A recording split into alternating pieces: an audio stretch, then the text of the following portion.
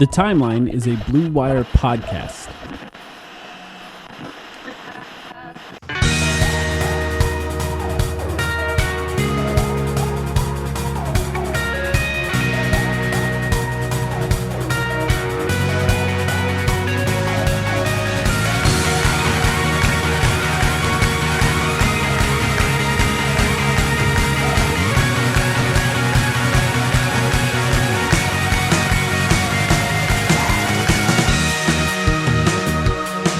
Welcome to the Timeline of Phoenix Suns podcast. My name is Mike, here with Sam.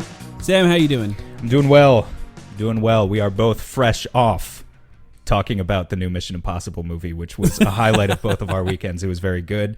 Go see it. Agree, Sam. Go support practical effects at the movies. Anyway, Summer League is over, and more importantly, there is fresh slop. Not even slop. There is a fresh transaction, Mike, for us to talk about, which I imagine we should lead with here. We held out just long enough to have something to talk about on this episode, and I don't even know where to start. I think three things happened, and I almost feel like we should talk about each of those three things separately, even though they are all very clearly in tandem with each other. But technically, three separate deals all went down, full disclosure, before I woke up this morning. So I woke up to all of this news. And yeah, I think the thing that I want to talk about first is actually the thing that broke first by Shams Charania. And this was that Cam Payne was essentially salary dumped to San Antonio, who still had cap space, along with a swap of a second round pick. Let me just mention all three things first, and let's start with talking about Cam Payne. The second thing that happened after that was the Suns signed Bol Bol to the roster spot, essentially, that Cam Payne held. To a 1-year deal, which, by the way, was very clear 1-year deal. I thought that was interesting. No options on that one. Because a lot of the other picks, or a lot of the other signings the Suns had were 2-year deals, essentially, with that second-year player option. And then we had the final thing, which was the Suns making another pick swap for second-round picks trade with Orlando to get more, I believe, 3 future second-round picks from Orlando, which we have the details about what those picks are, if they're important right now, which they're not really, because I have a feeling they're not going to be picking most of these second-round picks. But they made 3 separate moves today, so a lot happened today. You know, I think it was last week on this main feed episode that we said, are the Suns done? And we speculated as to whether or not they were done, and it turns out they most definitely were not.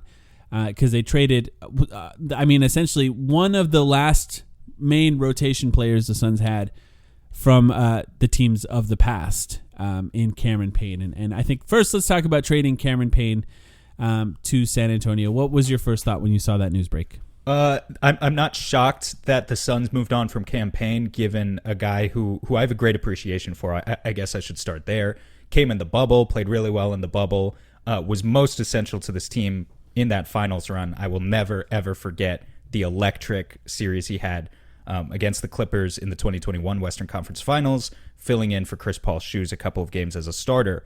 But let's be honest, also a guy who's kind of had a tough go of it the past 2 years, I think, has sort worse and worse seasons since that season. Has declined. I can break that down. Yeah, I think he struggled in 2021-22, but had mostly an okay regular season, then completely fell apart in the playoffs, was taken out of the Suns' playoff rotation that year in their second-round series against the Mavs. Came back this year, kind of played the same role again. He was, again, a sixth-man backup point guard type. Again, he filled in as a starting point guard for a handful of games when he had to. I thought he played decently as a starter this year. Actually had a really solid start to the season with some of those starts coming in November, December. But as the season went on and as we got into the playoffs, with the exception of a couple of games here or there, it really felt like Cam was regressing. And so, I'm not surprised that they finally moved on from him after a 3.5-year run. I am a little surprised that it came in this particular form. And I am maybe a little bit surprised if this rumor is true that Jordan Goodwin is truly kind of the Suns' backup point guard going forward into the season. I could believe it, but I let's just say I believe that they still could be looking for upgrades as the season goes on. But yeah, all due respect to Cam Payne, not for nothing, he got traded to a San Antonio team that doesn't really have any point guards. And I know he's struggled for the past 2 years, but he could kill it there. Like, there is potential for him to go in and maybe even earn a starting role there, playing 25, 30 minutes per game. They're not, I don't know. Some people think they're going to be trying to compete this year, and to some extent, I think they will. But they're clearly, I think he could start on that team. We'll just leave it at that. Devontae Graham is their only point guard on the roster as of today, and that's a real small starter if you end up starting him. But I think if you're telling the story of Cameron Payne on the Suns, the story is really well told by the true shooting percentage that he had well on the Suns. And by that I mean in the bubble, 61% true shooting. And that in the bubble, that was 8 games, so small sample size. You and I were like, maybe he'll be back. I think it's worthwhile to give him a chance to be the starting point guard. And the Suns did end up bringing him back. In that 2021 season, he was incredible. That was the season where he was good enough that when we first did our initial internal development series, he was on it, and we asked the question, could he be the future starter for the Suns? That's how good he was. And it was a 60% true shooting percentage for him in that year, where not only did he shoot well at the rim, he shot incredibly well from the three-point line. 44% is what he ended the season with. And then it just sort of went downhill from there for him. And in, the 21-22 season, where you mentioned he lost his playoff rotation spot in the playoffs, he shot 50% true shooting, and last season 51%. And I think that sort of encapsulates just how bad it got with him. And for a point guard who is okay at setting people up, assist to turnover ratio been good the whole time. Yeah, certainly. But he's sort of there to be that sixth man, right? You kind of need him to be efficient in his scoring. And when he's not, it really takes down his overall value. There's no coincidence that he lost his playoff rotational spot on the Suns. And so that's just where we're at with him. I'm not surprised that the Suns were looking to move on for him. We'll talk about the roster and what I am surprised by in a minute, or whether or not I speculate more coming.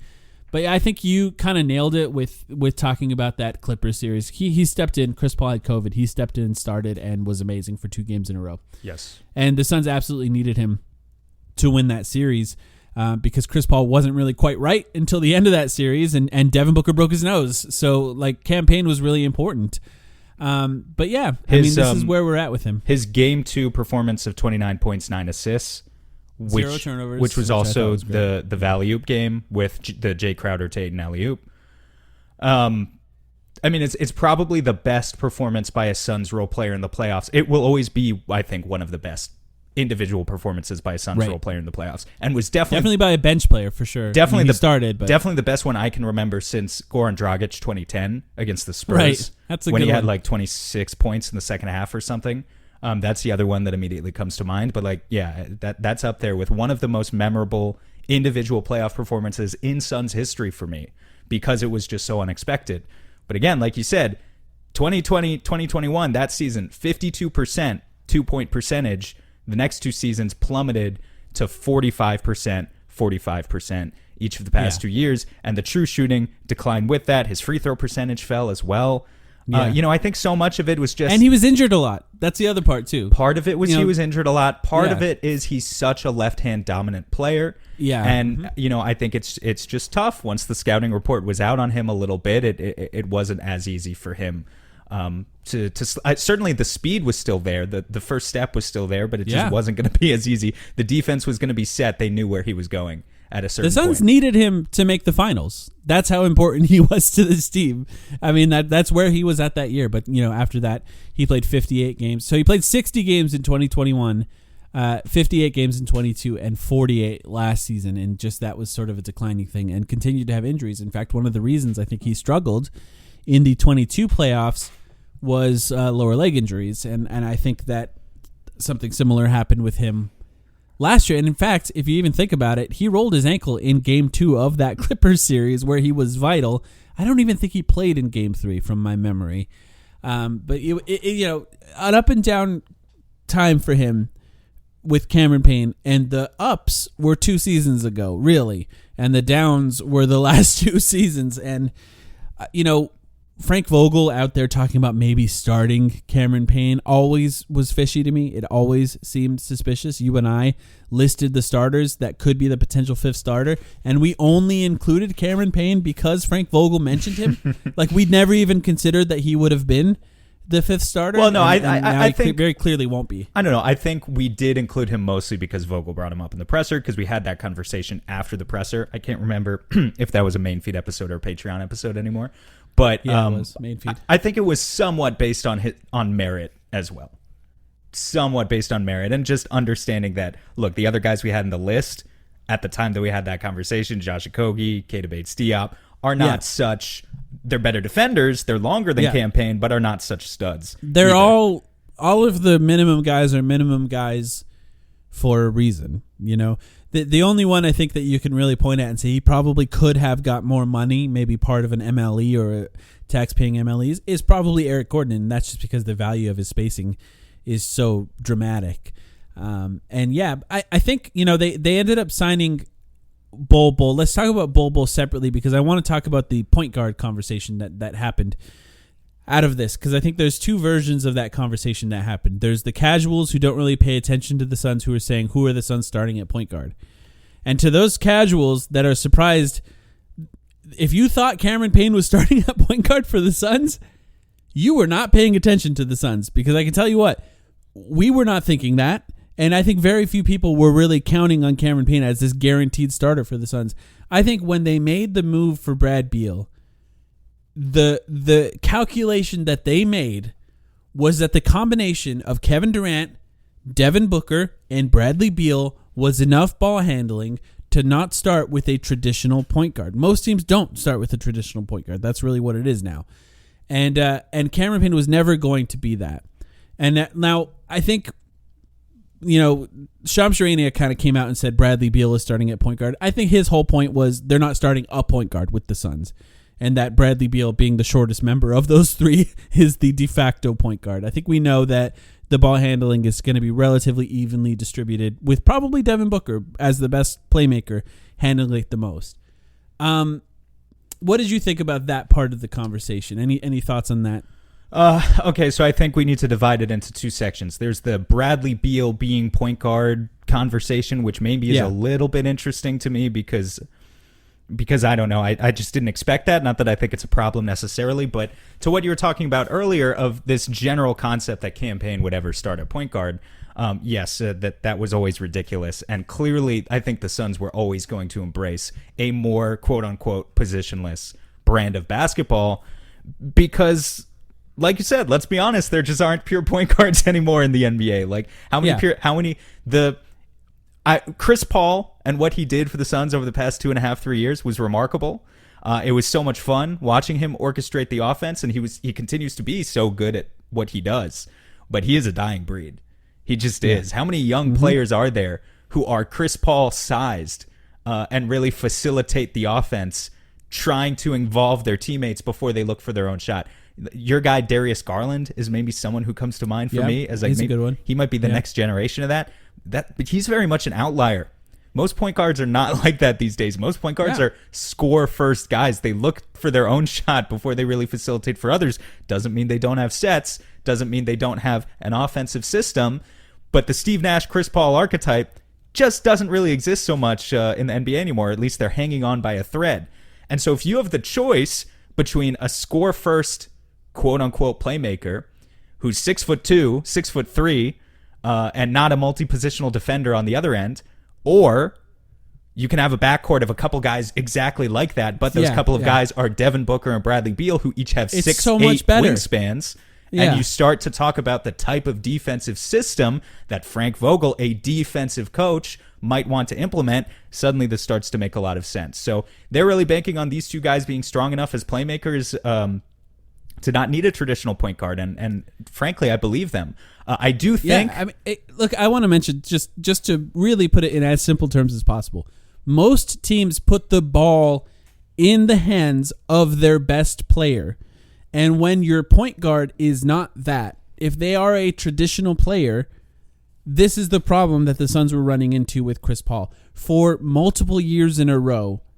you and I talked about in the offseason. We spent the entire offseason talking about how could the Suns improve? Put the ball in Devin Booker's hands more. Put the ball in Devin Booker's hands more. I mean, we're talking 2 off seasons in a row. That's probably not true. Every off season since we started this podcast, we have been having that conversation. Because you put it in the best player's hands, good things tend to happen.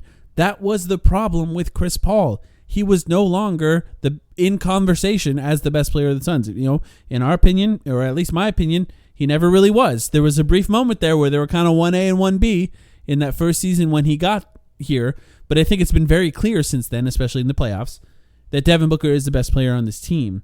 So that traditional point guard thing, that's gone. We're way past that, I think, and we're moving on from that. So sorry to interrupt you there. I want to let you finish your thought, though. No, I was just going to talk about the other aspect of it. So I think Beal and Booker makes sense. Is Jordan Goodwin a backup point guard, though? That I'm not so sure about. And that's where, I understand he had a good season last year in Washington. I really would have loved to see some more minutes out of him in Summer League. Unfortunately, he got injured. But that's where it feels like to me, we'll talk about in a little bit, the way that this trade opened up avenues for a future trade and how maybe they could be targeting another guard anytime between now and the trade deadline. So, that part of the Shams tweet just surprised me. It was like Jordan Goodwin's going to play a heavy role as kind of a backup. I hope so. If he can be a rock star. He has to now, right? If the roster is this, he has to. He has to for the first few months of the season. I hope he is what they think he is, which is a rock star pick and point of attack defender who can also play make, just like Cam Payne did without turning the ball over. And maybe he can even hit, hopefully, his catch and shoot threes. But if he's not that, it could get kind of ugly pretty fast. So I hope we're talking about the main backup point guard for the Suns was just in Summer League. That's what we're talking about to me. And the Suns, before they made this Cameron Payne trade, that was, like I said, essentially a salary dump. By the way, the implications of it being a salary dump means that it could have been for tax purposes. We don't really know. We don't really know until we find out what they do with the trade exception that came with that, which we can talk about in a minute. And just real quick, they saved $25 million in tax payments just by doing this trade. So anyone who is a little bit skeptical and saying this feels like a cost dumping move, like this was just to save. I mean, I don't think that's the way that Ishbia has operated this summer overall, but I can't say I blame some people for feeling that way. Yeah. Because right now that's just what that's what the data says. They saved $25 million by dumping Cam Payne. That's a hell of a lot of money for a guy who hasn't been that good the past 2 years. Look, I'll give Matt Ishbia the benefit of the doubt that he has not yet operated like that in any way, unless you count the Dario Saric trade, by the way, which came right after Kevin Durant, which, I mean, did nothing but save the Suns money, considering Baisley signed with the Nets. He's not on the Suns anymore. The Suns just let him go for nothing.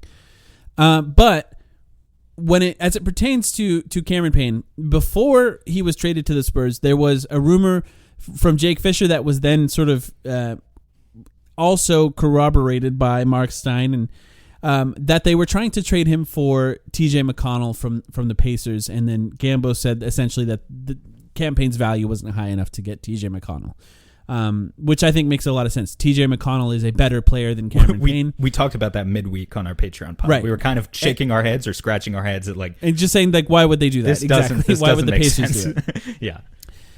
So that all makes sense and that all tracks. But I think what that does tell us is that the Suns were not trying to dump Cameron Payne. They were trying to improve the backup point guard position. And I think right now, as much as I think Jordan Goodwin has a chance to earn that spot, I think going into the season as a team trying to compete for a championship and saying that they want a veteran point guard who's been around and played playoff minutes to be available for them, even if that veteran point guard ends up not making the rotation in the playoffs just because the amount of guards, assuming the Suns are healthy, just because the amount of guards they have, I think makes perfect sense. Like the Suns trying to get TJ McConnell makes a lot of sense. If Bradley Beal misses 30 games this season in the regular season, if Devin Booker misses 15, 20 games in the regular season, having a good veteran point guard to allow Jordan Goodwin to continue to be that backup point guard and someone who can step in and play minutes as a starter would be pretty big. Be pretty huge for the Suns. Can I throw a name at you? And you might, sure.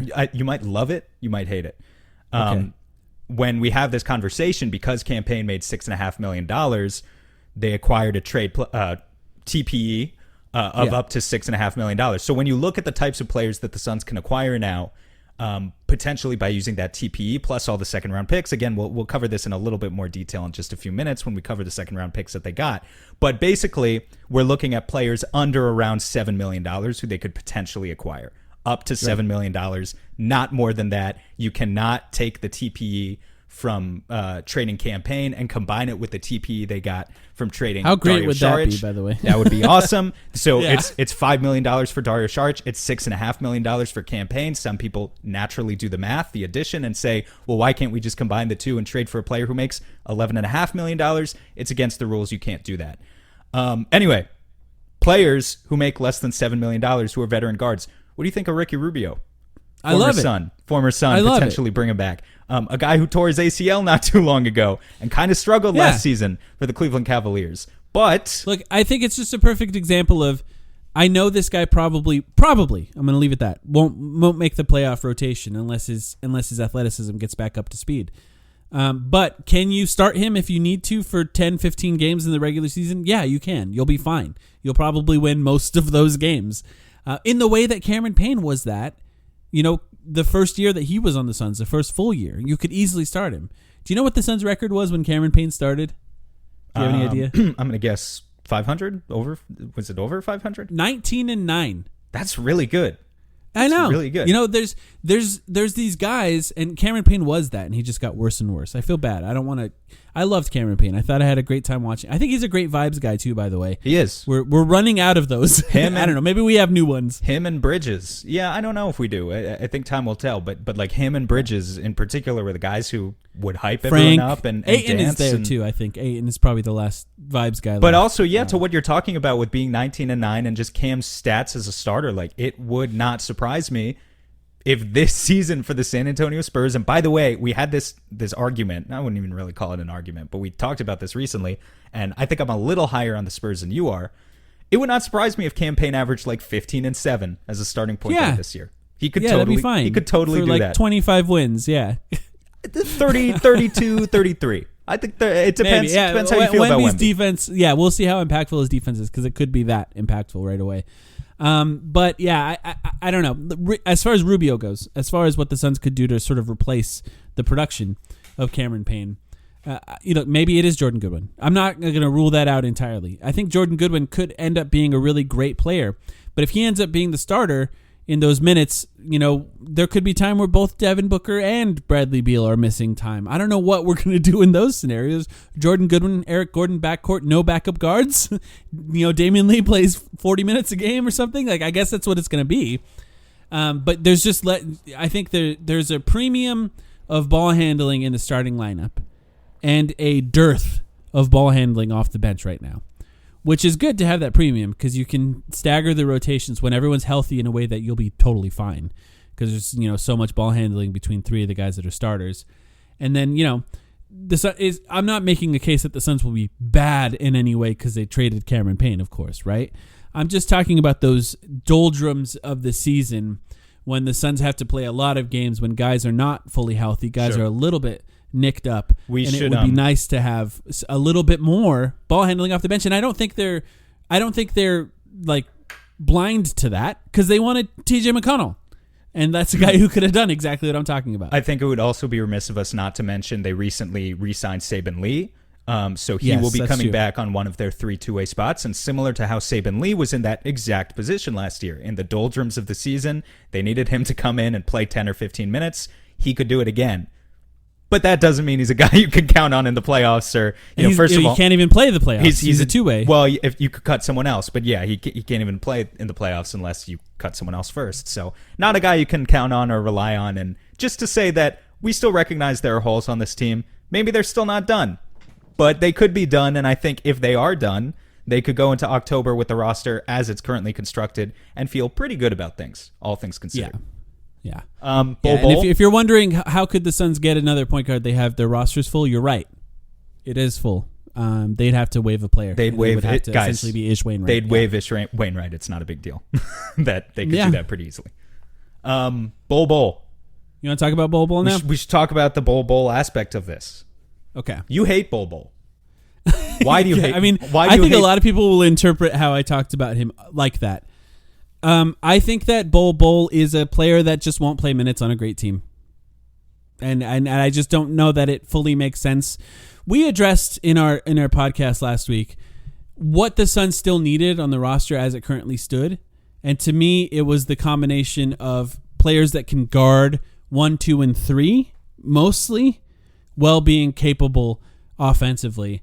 And Bol Bol just doesn't fit that. So even with injuries, you'd have to essentially be, because right now our depth at center is DeAndre Ayton, Drew Eubanks, Metu, and then Bol Bol, right? That's what he's a fourth string center. Is that what we're talking about? I think Metu and Bol Bol are similar in that both are tweeners, basically. But the thing is, or at least, historically they have been tweeners. That's not to say that they necessarily should be tweeners. They're the best at center, both of them. Right? Both of them are best at center, but both of them have played power forward in the past. Interpret that how you will.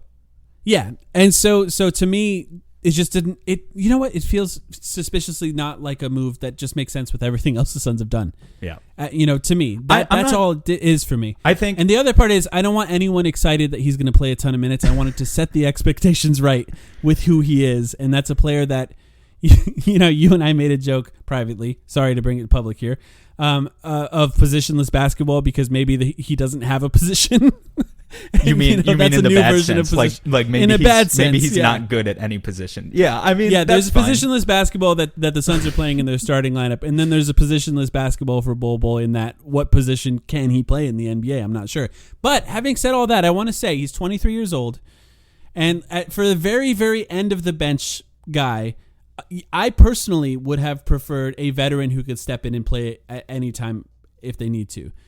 But, the Suns, maybe they have a track record of developing guys to be better, and somebody like Bol Bol is young enough that he could have a dramatic improvement arc at some point in his career, and he would either have to find a way to be a center, or if for the Suns, in order for him to play minutes on the Suns, he probably would have to find a way to hit a lot of jump shots and guard better on the perimeter in order to play power forward so he can find a way into the rotation.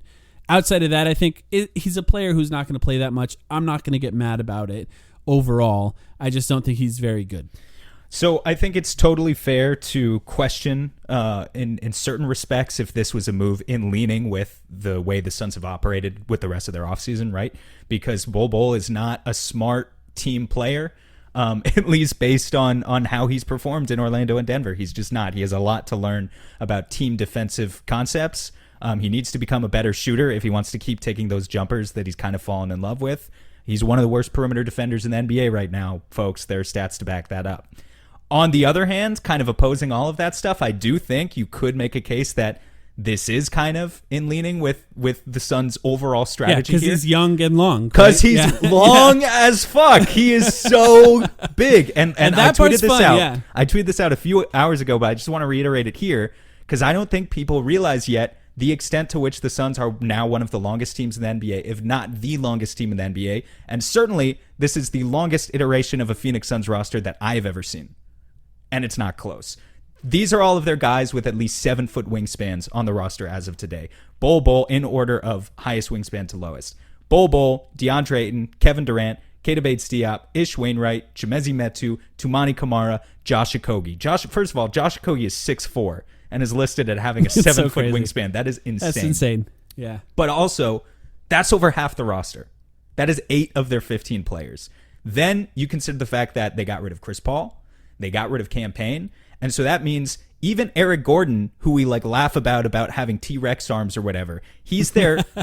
Guys like Eric Gordon, Devin Booker, Damian Lee are all listed as having 6'8" wingspans. Those are the shortest armed players on the Suns as currently constructed. The potential lineups that they could throw out, maybe these aren't all the smartest defenders in the world. You got to do something with your length, but just the sheer inches, the sheer length that they could put out on the basketball court is going to be absurd. And you have to tell me that you're at least a little bit intrigued. You're at least a little bit intrigued by the prospect of seeing lineups with Kevin Durant at the 3, Bol Bol at the 4, and DeAndre Ayton at the 5, because that is a 7'6", 7'8", 7'6" wingspan at your 3, 4, 5. That sounds like it could be incredibly fun. There would be a lot of pressure on DeAndre Ayton and Kevin Durant to protect the rim if they get we don't have to bring it up in a lot of detail, but I think we've only done this on a Patreon podcast. But if they get Bol Bol on the perimeter, he's one of the worst perimeter defenders in the NBA by the numbers. It's not hard to get by him. So you would need some help if he ends up out there on an island. He can't move his feet fast enough to do it. But I want to say this. It's not the only thing I'm excited about. There will be times in a game where the Suns are up by enough that Bol Bol gets minutes, where he gets a fast break, goes between his legs, and dunks in a fast break. And it's going to be insanely fun. It's going to be electrifying to watch that happen. It's the best possible victory cigar you could ask for if you're a season ticket holder who's going to the games live. I mean, obviously, if you're watching on TV too. It's going to be incredible. Don't turn off the TV when the Suns are up by 25 with 5 minutes left. Turn it on. If you're not watching, turn it on. Because something crazy is, yes, you might see the occasional hilarious turnover by Bol Bol, but you might also see something that somebody his size should be not capable of doing, and that would be fun, I think. That would be incredibly fun. So, there are reasons to be excited by it as well. Don't get me wrong. I actually think there are. But like I said, it's just like with everything combined, everything sort of in a bubble here. We're looking at all of the moves. That last one it suspiciously stands out as something that doesn't quite fit outside of the length. And I appreciate that he's young. So I guess for me, bright siding it, sort of talking about the best possible version of this. If he just dramatically improves, then we nailed it, right? He's only on a 1 year, so you're not going to be able to keep him beyond this year. Make more money next year somewhere else. Yeah, so that's fine. Somewhere else. But yeah, then you can get some value out of him this year, and it'll be fun to watch because he's huge. He's a huge player, and could be incredibly fun. Any other thoughts on him? No. What other aspect? We need to cover the second round pick. Yeah, so let's take a quick break here, and we'll come back. We'll talk about the second round pick thing, and then I want to talk to you about defense in general for the Suns. So let's take a break. We'll be right back.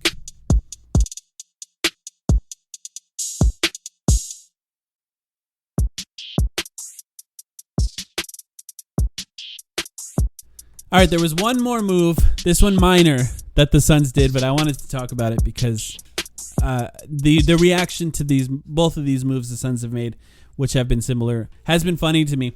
And that is that the Suns did another pick swap trade, 2026 pick swap trade with the Orlando Magic.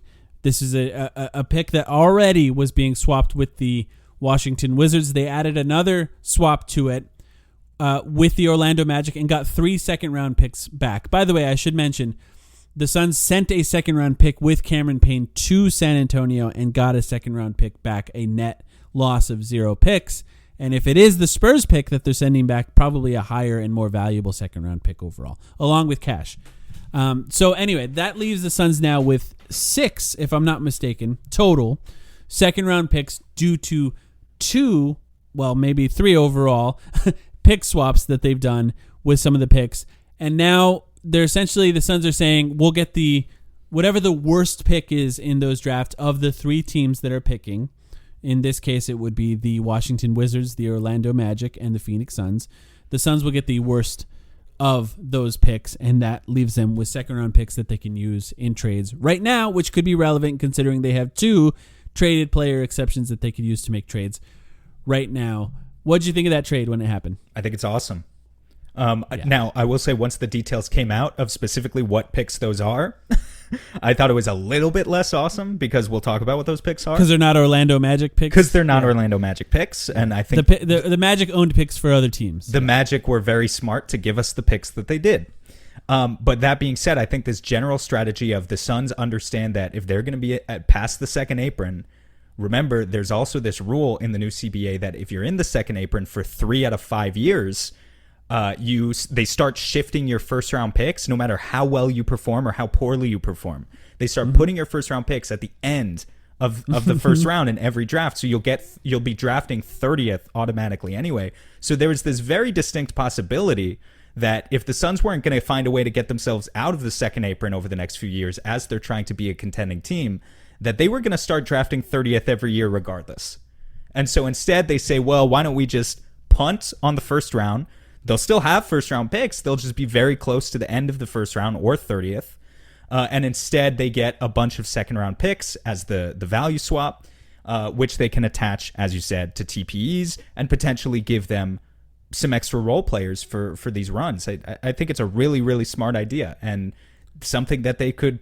Well, I would say they could continue to do if they can continue to find teams that are willing to with more and more teams added onto it. Yeah, right? if they find more teams that are willing to take the third most or fourth most favorable outcome out of these pick swaps, so it becomes less and less likely over time. But yeah, I think it's a great idea, and now we've got 6 second round picks with varying value. We'll talk about it. We speculated as to whether or not because they did this once in the past. Who was the team they traded him with?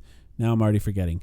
For the first 3 second round it's picks. Amazing because I can't remember who they traded. Memphis, right? But the Memphis, picks are right. with Memphis and New Orleans is one of them, I believe. Yes. And then we speculated as to whether or not they would do it again, specifically with this 2026 pick. Because that was the only one left, I think, that only was one swap, and they did, and yeah, what we speculated at the time is, could they do this over and over again? And the answer was yes.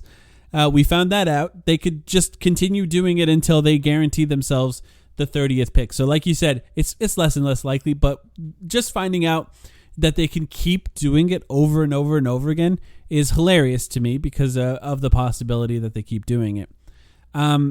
To me, these are already picks where the Suns were kind of assuming the Suns are going to have a higher record than teams like Orlando or Washington. Washington being more likely, of course, because they're in sort of a rebuild phase, whereas Orlando, I think, is getting closer and closer to trying to compete. If Orlando ends up being a top team in the East, the Suns could be sacrificing a higher pick potentially with them if that ends up happening, but I think that was a risk at this time that they were willing to take in order to have more flexibility with what they have now, which is probably their best chance to win a title that they've ever had. At least we hope. I see no downside to this. I mentioned it again with the last time. I just see no downside because some people are saying, wow, they're really pushing all the chips into the center of the table. And it's like, no, they already did that.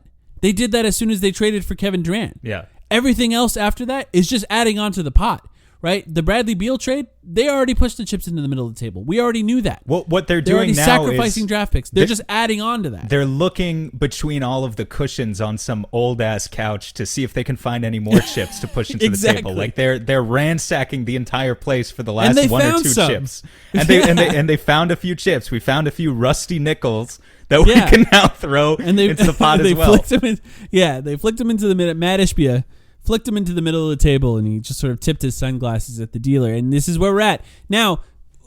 Second round picks, Kamara notwithstanding, who looks awesome in summer league so far.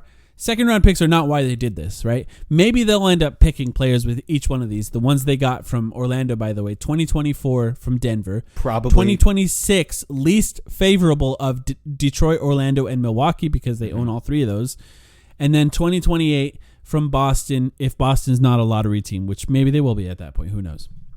But 46 through 60 is what they'll get if it comes from Boston. And 46 so there's a chance 60, of not getting that one. Let's just say clearly 46 through 60 is what they're going to get from Denver next year. And yeah, exactly. And 46 through 60 most likely is what they're going to get in 2026 as well. From Milwaukee. From Detroit, Orlando, or Milwaukee, whichever team is the worst. So these are late second round picks. But I still don't mind. No, 100%. They have them. And look, and it might be, it might tip. Is it going to tip the scales on a huge trade? Probably not. But if you're making a huge trade, all speculation is DeAndre and is staying right now. But if they're trading DeAndre and a team is like, we're not really sure, we're kind of on the fence, and they say, well, what if we give you 6 second round picks? Maybe it doesn't tip the scales, but maybe it does, and they have that flexibility. Yeah. Or the TPE if they stuff. do nothing in the offseason and they get to the trade deadline, and a team that was trying to compete at the beginning of the year has suffered enough injuries that now they're looking at ways to shed salary. Maybe Atlanta, for example, and maybe you could make a trade with second round picks to get Saddiq Bey into your trade exception. Yeah, sure. Somebody like Saddiq Bey. Give us, hey, we can't afford Saddiq Bey anymore. We don't want to extend him or whatever. Give us 4 second round picks or something. The price might be costly depending on the player. Saddiq Bey is kind of decent. But yeah, it's like, okay, here's Saddiq Bey for 4 second round picks. Toronto could say, yeah, we'll give you Precious Achiuwa for 3 second round picks, so you can start to wheel and deal and make make trades like that at the deadline. It's really valuable. Yeah.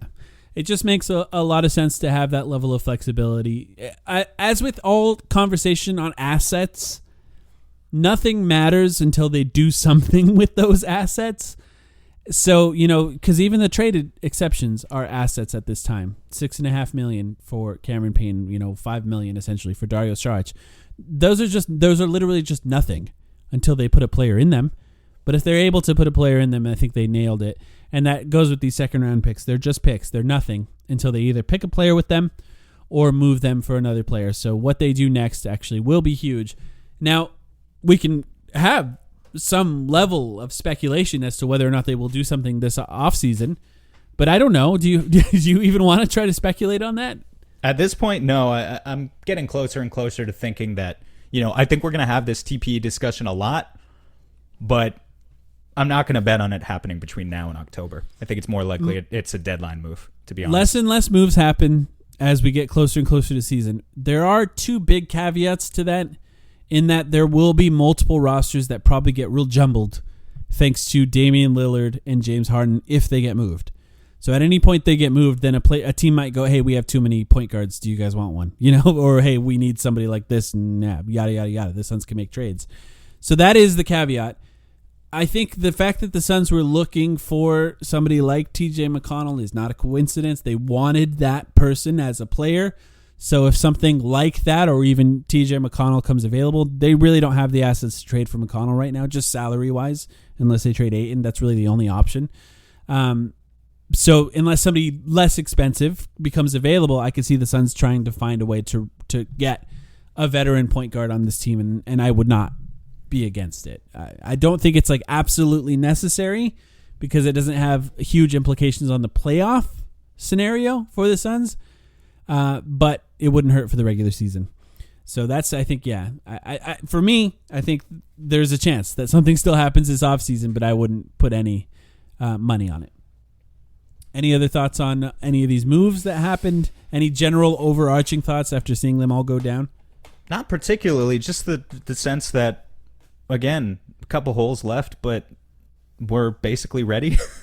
We're basically ready. Did you find yourself thinking, okay, maybe he didn't want to spend $26 million on Cameron Payne luxury tax in Matt Ishbia if they already thought Jordan Goodwin was above him in the rotation? Do you know what I mean? Well, again, it's not exactly consistent with the tone of what we've seen from Matt Ishbia this summer, but just to say again that I wouldn't blame him because Cam has not been great. If they already think Jordan Goodwin's above him, it's not great for the Suns, by the way, if they already think that. But maybe they just really have a ton of belief in Goodwin, and that would be awesome if they're right about that.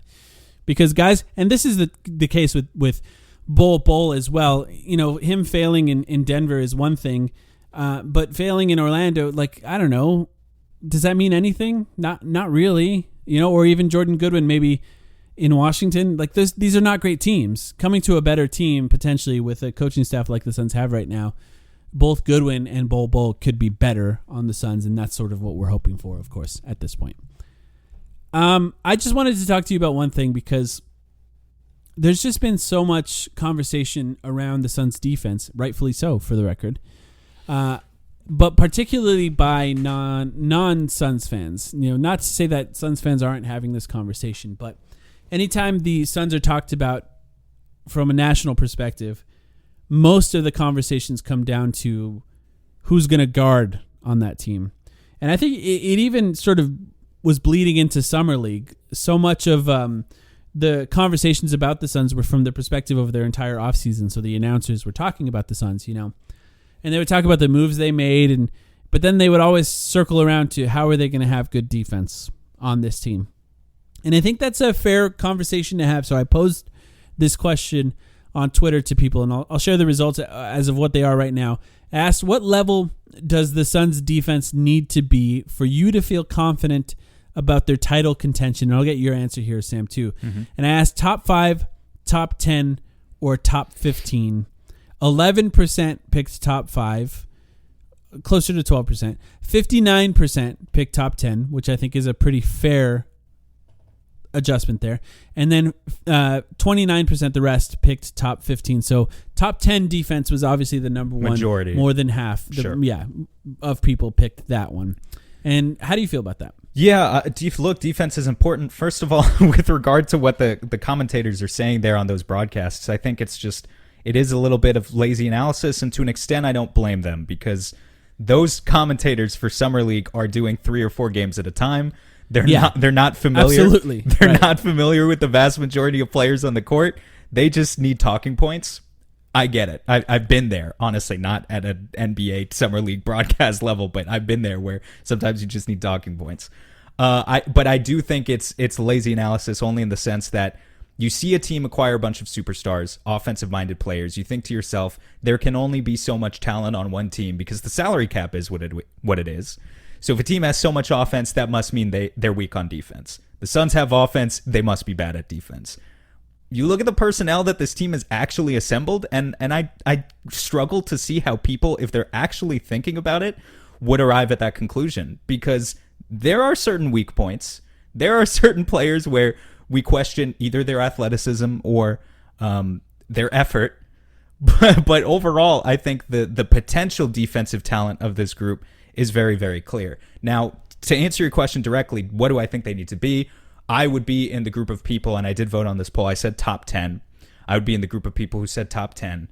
And I'm just going to leverage some historical data in order to make that case. If you look at the last 10 champions, I'm just going to list out their defensive ratings, starting with the Denver Nuggets this year and working backwards. The Nuggets were 15th, and then I'm just going to list out the numbers. Which is an outlier there, right? Absolutely. Absolutely. Yeah. Here are all the numbers. 15th, 1st, 10th, 3rd, 5th, 11th, 2nd, 10th, 1st, and 3rd. I think the clear outlier is Denver. They are the only team. So there's 2 that are outside of the top 10. So in the Nuggets, and who was the 11th? There's Denver at 15th. Warriors? There's one of the Warriors seasons at 11th. And Is then it the KD Warriors, right? And then, yes, I think so, yes. One of the KD Warriors team. No, the KD Warriors team. And then the Bucks at 10th and the LeBron James Cavs at 10th. Yeah. I'm not even sure that I would, 15th, clear outlier for the Denver Nuggets this past year. The teams that are 10 or 11, I wouldn't call it necessarily a clear outlier. I think the general trend points to you need to have a top 10 defense. Yeah. It has happened in the past that teams 15th or even I think there was one Shaq and Kobe Lakers team that was like 22nd. And the context matters, right? Of course, we all understand the context matters. Injuries have an impact on that. I think Denver in particular just kind of phoned it in the last month and a half of the season, and that had an impact on their overall defensive rating. So you have to factor that all in when analyzing these teams individually. But yeah, continue. No, just that there have been teams in the past that have been top 10, top 15 or 20, instead of top 10. In general, you need to be top 10. If we're assuming that the Suns' offense this year is a complete failure if they are not top 5, which given their offensive personnel, I think kind of tracks, they should also probably still be around 10th or 11th defensively in order to truly be a championship team. That's the minimum. I think that's where I am. Like if the Suns were top 5 in defense, even if their offense was like 10th, I would be like, all right, they're going to win because they have guys that are the type of guys who tend to succeed offensively in the playoffs in Devin Booker, Bradley Beal, and Kevin Durant, who are, that's a good sign. But, like you said, I think we're going to factor in that the Suns' offense is top 5. Now, I'm not going to say that's a guarantee, and because I think there's going to be some learning curves here, right? There's going to be an adjustment where the Suns have to figure out how to play together with these 3 guys. We saw it with Devin Booker and Kevin Durant last season. As much as we want to blame that on Monty Williams, one of those guys is back in Kevin Young that was there for that as well. And they're going to figure it out. I have zero doubt they're going to figure it out. So I think we're going to be able to judge where both of their offense and defense is going to be as they enter the playoffs. But I would feel really comfortable if they were top 10 in defense going into the playoffs. Not to say that anything is guaranteed, but that's when I would be like, all right, they have a chance to win this title. But I want to talk to you about what would it take for the guys we have now to be top 10. Like, what would that look like for you? And I can start because I know this is a weird question to ask. I don't think it's a difficult question to answer. But you can start. Go ahead. I mean, first of all, DeAndre Ayton has to be amazing. Yeah, I mean, that's step one. Well, does he though? I mean, I think let's start here. Let's start here. Reference point. The Suns were already a top 10 defense in each of the past 3 seasons. They were 9th. Yes, they were. Then they were 3rd. They were 9th the year they went to the finals, by the way. Then they were 3rd the year that they set the record for franchise wins. And this past season, they were 7th. I would say 2 out of those 3 years were with DeAndre Ayton giving questionable effort on defense. And especially the last year, they were 7th. Largely, I would say, in spite of DeAndre Ayton. I would say that was, they played their best minutes defensively. If you look at the stats, actually, with Jock Landale and Bismack Biyombo on the court, but they succeeded in maintaining a top 10 defense in spite of all that. Let me just add some context to that. Jay Crowder, Mikal Bridges made a huge difference. Jay Crowder didn't play last year. They were still top 10. And he didn't play last year, but the 2 years before that he did. And Mikal Bridges and his defense made a huge difference with those guys as well. And then what I'm saying is we have a new Mikal Bridges. His name's Keita Bates-Diop. and Kamara. And Damani Kamara. But what my point is those guys helped out DeAndre Ayton at the rim in a way that is good, right? I'm not putting it all on DeAndre Ayton here. I'm saying that it's good to have perimeter defenders that can take a little pressure off of you when you're at the rim. Now, DeAndre Ayton rock solid in the middle, on ice, on zones, understanding multiple defensive schemes, able to adapt on the fly. And it's asking a lot of him compared to what we've seen in the past, but if they're top 10, I think that's probably going to be a given. Second thing I would expect is, look, Devin Booker, Kevin Durant are both, I think, defenders who have shown that they can be really good in the past. This will be the season that I think the most is asked of them defensively in a while. I will say Kevin Durant on the Nets last year, I think, was a pretty similar experience to what he's going to be asked to do on the Suns this year. So for those two guys, I would expect them to play at the level that we expect them to be capable of playing, but now for a period that is much more extended, being that they're going to have to essentially do what they've done in the playoffs in the regular season in, of course, less minutes, right? Naturally. Yep, they all have to do more on defense. And I think they're all capable of it, given what we saw from Booker in the last playoff run, given what we've seen from KD in the past. Again, you mentioned Mikal Bridges and Jay Crowder as holding down the Suns defense for the past few years, which I'm not going to dispute. But KD provides a lot of weak side rim protection for DeAndre Ayton too, in theory, right? So as long as he's playing that role. I think a lot of people factoring in that the Suns are going to be bad defensively have this view of KD as a not good defender because he doesn't talk about it all the time. It's wrong. And it's very bizarre. It's very, very bizarre. And even to talk KD's about a good defender. Even to talk about Booker in that way is wrong at this point. Right. But to talk about Kevin Durant in that way is absurd. He was a finalist for Defensive Player of the Year a few years ago. And last year, I think he had the most blocks per game that he's had in a long time. It's going up with his level. I think the way that he's used is changing a little bit. The one guy you could question, and fine, I'll give you that. This is where I wanted to go, yeah. Is Beal. He'd have to be the best he's been, right? He has a questionable record, but again, I don't know, swapping out Chris Paul's 6'3" wingspan with Beal's 6'8" wingspan and given some of the guys he might have to defend, I'm not as concerned about it. I just don't see the drop in personnel that maybe some other people are seeing. Yeah, I'm right there with you. I think what we're asking of Bradley Beal now is to do less offensively and do more defensively. And I think that's a fair question to ask. Now, whether or not he can do it depends on your faith in him. But I think that the Suns bringing in somebody like Bradley Beal, there has to be some level of buy-in in him understanding that. Coming to a team that already has Kevin Durant and Devin Booker and understanding that that's what it takes to compete for a title. Whether or not he can do it, I think it just remains to be seen. But I think you're exactly right. So much of what defense can be is about how big guys are.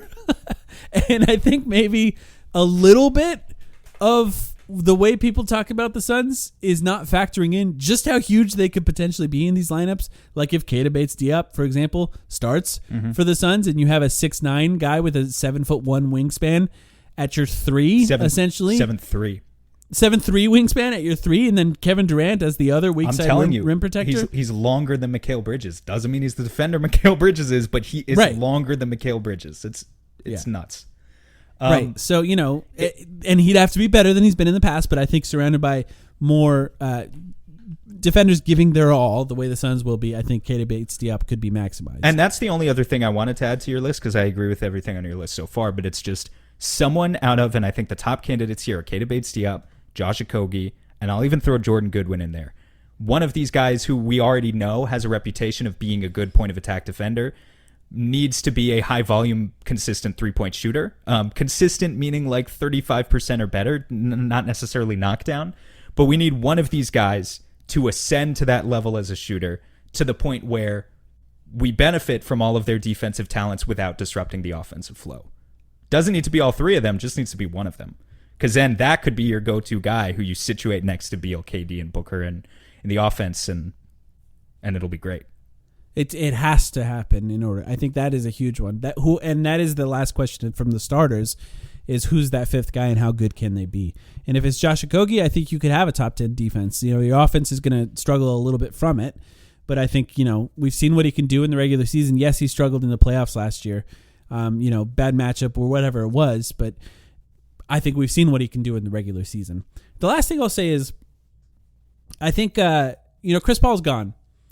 And Chris Paul, not the best playoff defender, a good regular season defender. I think last year in particular was an underrated defensive year for him.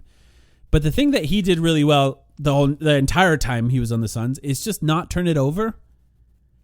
And, you know, you think about defense and maybe you don't think about turnovers that often. But one of the reasons the Suns were able to maintain a top 10 defense the entire time Chris Paul was on the Suns is that they just didn't give it away. It's a great point. And if you're not giving the ball away, no live ball turnovers, you're just not giving teams extra fast breaks, easy points. And so, you know, I think the other thing is new roles for all these guys. New role for Devin Booker, new role for Bradley Beal, new role for Kevin Durant. You know, maybe Kevin Durant is the closest to what he's used to, but for everyone else, I think it's new. And so it could be a little sloppy at first, you know?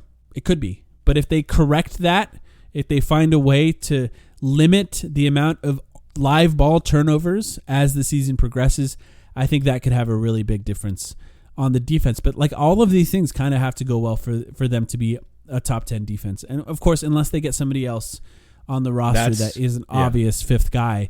Because if you put somebody that's capable of really, you know, quote unquote, locking down point of attack guys, you know, maybe they'll get 30, but the toughest 30 they can get and still be okay offensively, then of course that makes the biggest difference for them. Maybe that's where the panic Ricky Rubio trade comes in February. Ricky Rubio for a TPE and 3 second-round picks, as if they're just turning the ball over so much. You just need a point guard who can bring it up. But I hope that doesn't happen. I'm confident at this stage that it won't happen. Yeah, Durant had a lot of weird turnovers in the playoffs. I was about to say, I'm more confident that it won't happen with Book and Beal than I am with KD. If KD is running the offense, so to speak, I am a little concerned about his turnover rate. Yeah, and I thought that was weird that he just had a lot of weird turnovers in the playoffs, and I don't know what we can attribute that to, but I have a feeling that had more to do with the fact that he had played like 100 minutes on this team. Yeah, I hope so. By the time the playoffs came than anything else. I still foresee KD mostly in a give him the ball at the elbow and let him kind of be a secondary type. Yes, he's still initiating looks for others. He's still playmaking, but he's kind of more in a finisher role. He's kind of more in the role that Devin Booker has been in for the past couple of years than being the true bring the ball up the floor type player. But he'll just be doubled when he catches it. So it's about how quickly they move that out of that double, and guys have to be in the right place. And I think that's why playing together a long time will have a bigger impact on that. But look, the reality of this team is there's not a lot of guys who've played together for a long time. We're at the point where with Cam Payne gone, the only two guys left, this was going around online, the only two guys left from the finals team are Ayton and Booker. And, you know, that's just not much continuity as we've talked about in the past. But let's move on real quick. Different owner, different coach, too. Yeah, that's true. Kind of crazy. But I got one more thing I want to talk about before we're done here. And I want to talk about this with the proper context of what it is. But when it comes to how a player performs in Summer League and how that impacts how I feel about them going into the season, I'm pretty excited about Toumani Camara in that I think that for a second-round pick, he did about as well as you could ask in Summer League, consistently played well, seemed to consistently be in the right place, his like physicality, his length, his athleticism all looks to be at the level of an NBA player. And for the Suns, look, this is Summer League. Like I said, I want to say it in the context of what it is. But right now, I feel like the Suns made a pretty good pick with that second-round pick, and I'm excited to see what he can do on the court. And I hope because if he finds a way to earn minutes, it's because he's playing well. Mm-hmm. And I hope he finds a way to earn minutes because I've really enjoyed watching him play in Summer League. And if he plays well, we also have him a four-year contract. Remember that too. Yeah, so I think that it was really smart for the Suns to not do a. I think they probably really wanted him, considering they gave him a full roster spot. It wasn't a two-way spot right away. I have been incredibly impressed. He averaged 16.7 rebounds over Summer League. Struggled a little bit with the three ball, only shooting 21% there. Yeah, so I think not quite there. There's that and the dribbling aspect, which still has some work. But speaking in terms of his versatility, a guy who can play multiple positions, a guy who we need to see at center because it's clear that he can do it, his intelligence, and honestly, his NBA-ready skills, like his hands are already so good. The way he runs the floor is already so good. He can be a cutter. He can grab offensive rebounds. He can fill in so many little niches already in a way that I would not be surprised if he earned minutes as a rookie. I truly would not. Yeah. And I did not expect to be saying that already about a guy who was picked 52nd overall. I think he's one of those guys, clearly, that the amount he can shoot from the three-point line will have a dramatic impact on how long his career is. It's going to make or break it. Or if he can play center, because that's the other part. If you can play center and you can't shoot, that's okay, right? You'll find a way to have a career. You become somebody like Larry Nance Jr. or something like that. So I think for him, though, good feel, huge body, long arms, strong, not afraid of contact, attacks the rim consistently over and over and over again, a great cutter and a good offensive rebounder. You could just see how if he's good, he would be really great in a small ball five. So great. As essentially the de facto center offensively, but of course with Kevin Durant there to help him protect the rim. It just makes a lot of sense for him to find, and I hope we get to see that. Often we've asked for stuff like this, and this was with Monty, for the record, and then we never get to see it. So I hope in this case we're asking for something like, hey, Vogel, just give us a chance of seeing Kamara in a small ball lineup with KD, being that he'll cut over and over and over, and he'll drive over and over and over and if you screen, ask him to. And his screening and ability to handle the basketball without dropping it might already be his most NBA-ready skill. Also, just for the record, I mean, he is 6'9", he's 220, I think. So, I think he's a stocky wing, maybe not necessarily a center that you think of traditionally. He's a 4. Right now. Really, right? But his wingspan is actually longer than both that of Chimezie Metu and Drew Eubanks, our second and third string centers, believe it or not. Drew Eubanks is one of those white guys who's 6'11" with a 6'11" wingspan. I think he uses the hell out of that 6'11" wingspan and has really good defensive stats. But just to point out that Toumani is a gifted athlete in a lot of ways with a gifted frame. And I totally think he's capable of filling in as a small ball five. I'm glad you brought up screens. And because it's something I noticed in watching him too, is that I don't think it was a coincidence that he was slipping 95% of the screens that he was setting, because one of the most common tactics I think the Suns are going to face with the guys that they have are traps. Trying to force the ball out of the hands of their best players, trying to force it to other guys. And if he's setting an on-ball screen for Kevin Durant, one of the most common, for those who don't know, one of the most common ways to counter a trap is slipping the screen, right? Because then you slip out of it fast enough that you have some runway to the rim. If somebody like Kevin Durant can deliver you the pass on the way to the rim, then help has to come off the corners, wide open three-point shots, stuff like that. So I don't think it's a coincidence that he was slipping every single... You watch the highlights again, if you haven't already, you'll notice he's slipping every single time. And I think that was by design. Maybe that's what he did when he was at Dayton too. But my guess is that the Suns were asking him to do that a lot with this team, and I'm excited to see him. I'm about as happy as I can be about a second round pick at this point after watching Summer League. So that's where I'm at with Kamara. Yep, good job. Seems like you're there too, right? Good job, Toumani. No, I'm totally there, and I'm stoked to see him. Real quick, just wrapping up our Summer League coverage, so to speak. I think we should just say Suns have two more two-way spots. I tweeted out earlier today who I would give them to based on their summer league performances. Yeah. Do you have choices, or do you not really care? I like Usher. I know Jordan like Usher. Jordan Usher. I keep talking about him. I talked about him on our last episode too, but I just like that he seems like a smart guy with good feel that's willing to do the stuff that you need guys who play around stars to do. I mean, to be honest, his frame is similar to Toumani's, and he's a huge dude. A lot of the stuff, he's just a stocky wing, and a lot of the stuff that he did that was so good in his summer league performances was similar to what Toumani was doing. He had great cutting feel, great putback dunks, that sort of stuff. Found shooters, I think, because when you cut, you catch it on the cut and they collapse. You have to be able to pass it to guys. The Suns team didn't have great shooting, so the assists weren't always there, but I saw a lot of nice reads when it comes to passing. He was really the only guy that stuck out to me, I'll be honest. Who was the other guy that you mentioned? I'd give a spot to Hunter Hale. I think... Yeah, as a shooting, just for the shooting. A little undersized at 6'3". I don't know what his wingspan is as a shooting guard, but I don't think that's so much of an issue because, again, if the Suns aren't going to have any point guards, then I think it's fine to have the occasional undersized shooter. Like, if he's going to be if he's going to be the shortest player on our 18-man roster, fine. And just to demonstrate how good he was on a heater. He averaged 16 points per game in 19 minutes and shot 52% from deep in Summer League. What I was also impressed with was the fact that he averaged 3 assists, not a lot of turnovers, played unselfish basketball. I thought there were opportunities for him to take more heat check threes than he did, and he continued to play within the flow of the offense. He could have helped set the record. Yeah. I think the record was 8, and he was like right there. Yeah, but he wasn't just continually chucking shots, which I was impressed by. And I think also it's interesting just the fact that the two guys we're talking about, Jordan Usher and Hunter Hale, came off the bench for our Summer League roster. Neither of these guys were in the starting lineup. They were bench players who played like 15 to 20 minutes a game. So it's funny. Well, with like your point with Jordan Usher doing all the same stuff as Kamara. But like if you look at plus minus too, which is not always indicative of the game, but I'm watching the game where they came back and almost won. Yeah, Jordan Usher, it was just one of those guys that just came in, made a bunch of plays, a huge difference in the plus minus, and then went to the bench and the Suns lost. But he's the guy that stood out to me. I'm not. Look, I'm sure they have scouting all over the league, and they could probably find players. So I'm not going to be disappointed if they sign none of these guys. Sure. But I hope they fill those spots. I think.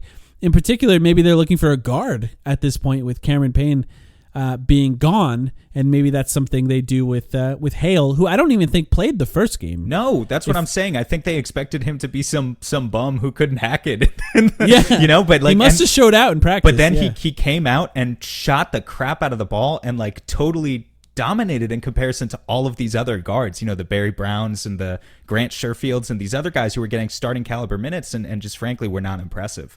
So, those are the two guys I'd give the spots to as of today. But like you said, I'm sure they're scouting around in other areas. And as long as they fill the spots, I'm happy. All right. Well, I think that's all we got this week. Good stuff. Shout out Cam Payne, I think, up and down career with the Suns, but had some real high highs when the Suns made the NBA Finals. It was fun to watch him. And from where he was, which was literally in China, to where he's at now, potentially starting point guard on the San Antonio Spurs. It was cool to see that, to be sort of front row to that, watching the Suns this entire time. But anyway, thanks everyone for listening. Back with the midweek Patreon episode. Of course, if they end up using the traded player exception or anything else happens, we'll be ready to cover that as well. If you want to listen to our midweek episodes, patreon.com/thetimeline is the way to get there. Thanks everyone. Payne searching. Up and under, scoop layup again. It drops in. Cameron Payne, some razzle dazzle. Timeout Clippers.